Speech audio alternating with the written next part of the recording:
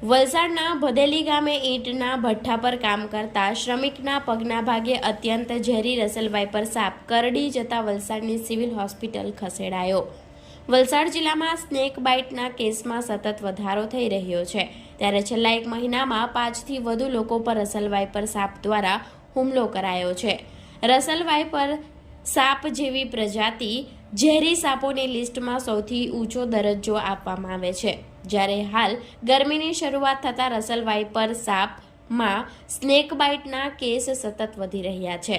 ત્યારે આજરોજ ભદેલી ગામે ઈંટના ભઠ્ઠા પર કપરાડાથી કામ કરવા આવેલા શ્રમિક કલ્પેશ લક્ષુભાઈ સાંભર ઉંમર વર્ષ 23 પોતાનું કામ પતાવી બાથરૂમ જઈ રહ્યો હતો, જે દરમિયાન તેમના પગે ડંખ વાગ્યો હોવાની જાણ થતાં તેમણે તેમના સાથી મિત્રોને બૂમાબૂમ કરી હતી।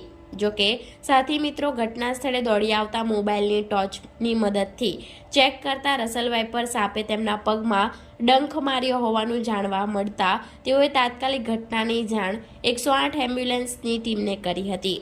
રેસ્ક્યુ કરનાર યુવકોની મદદ લઈ સાપને પકડી યોગ્ય જગ્યાએ છોડી દીધો હતો।